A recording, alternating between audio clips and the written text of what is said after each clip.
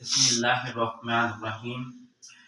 आज की वीडियो हमारी आईकॉम पार्ट 2 की क्लास है और बुक का नाम है बिजनेस स्टैटिस्टिक्स और चैप्टर का नाम है एवरेज ऑफ फर्स्ट ऑर्डर और चैप्टर नंबर है 30 और यानी कि चैप्टर नंबर 3 है यानी कि 3 और इसका क्वेश्चन नंबर है 30 सवाल का 16वां जुज आज हमने हल करना है। लिखा हुआ है जी कैलकुलेट एवरेज टेम्परेचर यानी कि एवरेज टेम्परेचर से मुराद है हमने अरिथमेटिक मीन मालूम करना है for the following frequency distribution. हमने टेम्परेचर में आपको ये क्वेश्चन मैंने लिखा हुआ टेम्परेचर में आपको क्लास दी गई है और नंबर ऑफ डेज आपको दिए गए हैं और हमने एम मालूम करना है यानी कि अरिथमेटिक मीन मालूम करना है, लेकिन हमें मेथड नहीं बताया तो हम जो सा मर्जी मेथड अप्लाई कर सकते हैं। चाहे इस सवाल को डायरेक्ट मेथड से कर लें, चाहे इनडायरेक्ट से कर लें, चाहे स्टेप डेविएशन से भी कर सकते हैं, लेकिन हम जो हमें इजी लगेगा वो क्वेश्चन हम कर सकते हैं। लेकिन हम इस सवाल में आज ये डायरेक्ट मेथड से ये सवाल करेंगे। तो सवाल को सोल्व करने से पहले आप मेरे चैनल को सब्सक्राइब करना, लाइक करना और शेयर करना मत भूलिएगा। तो हम जरा वीडियो की तरफ चलते हैं। तो ये हमारा सवाल है, ये क्लास हमारे पास और नंबर ऑफ डेज से मुराद है यानी कि दिनों की तादाद। तो इसको हम एफ से शो करते हैं, ठीक है, ये हमारा एफ है और हमने इस सवाल को डायरेक्ट मेथड से हल करते हैं क्योंकि डायरेक्ट मेथड की वजह से क्योंकि ये सबसे आसान मेथड है और जल्दी हल भी हो जाता है, इतना कॉम्प्लिकेट नहीं है क्वेश्चन। तो ये यहाँ पे लिखेंगे बाय डायरेक्ट मेथड। अब डायरेक्ट मेथड में एम का फार्मूला क्या होता है ये आपको मालूम होना चाहिए। एम का फार्मूला होता है sum of f x power sum of f, यानी कि अब इस सवाल को हल करने के लिए हमारे पास दो रकमों का होना जरूरी है, एक सम ऑफ एफ एक्स की वैल्यू और एक सम ऑफ एफ की वैल्यू। हमारे पास एफ की वैल्यू मौजूद है, या हम इसका सम ऑफ एफ लेंगे तो ये हमारे पास सम ऑफ एफ आ जाएगा। तो हम इसको जमा करते हैं तो एफ की वैल्यू हमारे पास यानी कि इसको जमा करके जो वैल्यू आएगी वो सम ऑफ एफ की वैल्यू कहलाएगी। तो हम इसको जमा करते हैं 35 plus 44 plus 61 plus 126 plus 67 plus 32, तो ये हमारे पास आ गया जी 365, ये सम ऑफ एफ आ गया। अब हमें क्या चाहिए एफ एक्स। अब एफ की रकम हमारे पास मौजूद है लेकिन एक्स की रकम हमारे पास मौजूद नहीं है। अगर एक्स की रकम हमारे पास होती तो हम एफ और एक्स को ज़रब देंगे तो हमारे पास एफ एक्स आ जाएगा। तो एफ एक्स को मालूम करने के लिए हमें सबसे पहले एक्स की कीमत मालूम करनी होगी। तो यहाँ पहले एक्स का कॉलम बनाएंगे, इससे हमें पता चलेगा कि एक्स की वैल्यू क्या है। जो अब एक्स की वैल्यू फाइंड करने का तरीकेकार क्या है, ये क्लास है यानी कि टेम्परेचर सी में से इन दोनों वैल्यू को जमा करेंगे और 2 पर तकसीम कर देंगे।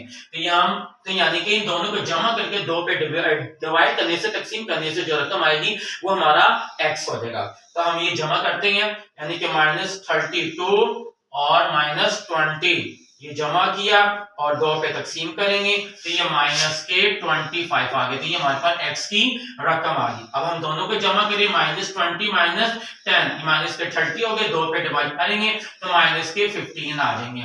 इसी तरह -10 0 -10 हो गए, 2 पे डिवाइड किया ये माइनस के 5 आ गया। अब 0 + 10 ये जमा के 10 आ गए, 2 पे तकसीम करेंगे जमा के 5 आ जाएंगे। अब 10 और 20 30 जमा के थी 2 पे तकसीम किया ये 15 यानी कि जमा के 15 आ जाएंगे। 20 और 30 50 जमा के 50 2 पे तकसीम किया ये जमा के 25 आ जाएंगे। अब हमारे पास ये x की रकमें आ गई हैं। अब हमें चाहिए fx। अब यहाँ पर f और x का कॉलम बनाएंगे क्योंकि हमारे पास f की रकम भी है और x की रकम भी मौजूद है। ये f की रकम है, ये x की रकम है।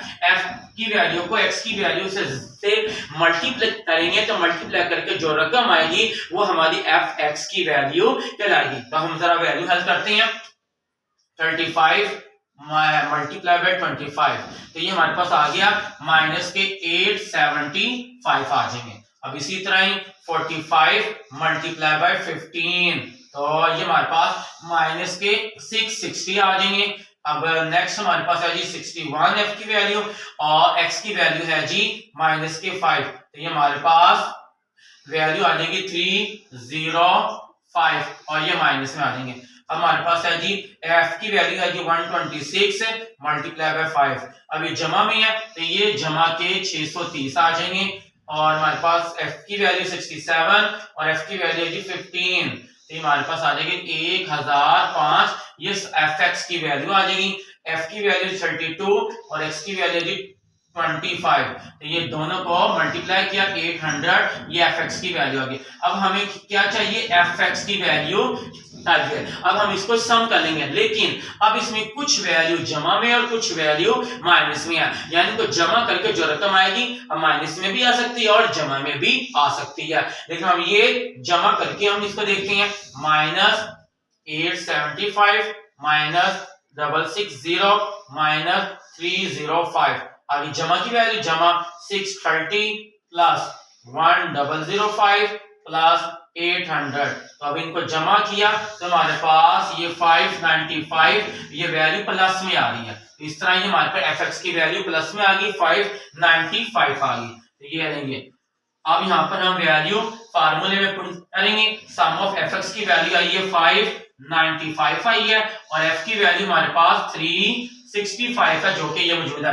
अब इन दोनों किधर लिखा, अब इन दोनों आपस में क्या हो रही है, डिवाइड हो रही है, तो इनको डिवाइड कर देंगे। 36 यानी कि 595 को 365 पर डिवाइड करने से हमारे पास वैल्यू आ रही है 8 यानी कि 1.63। अब ऐसे पॉइंट के बाद काफी रकम है, लेकिन हम कम से कम दो वैल्यू आपने लिखनी है, यानी कि पॉइंट के बाद दो फिगर आपने ये मेंशन करनी है। इस तरह ये हमारा आज का ये आंसर आ गया है, और हमारी वीडियो भी आज की मुकम्मल हो गई है। और आपको अगर कोई क्वेश्चन समझ ना आ रहा हो तो आप मुझे कमेंट्स कर पूछ सकते हैं, और मैं इंशाल्लाह ताला जवाब उसका जल्द से जल्द मैं आपको दूंगा।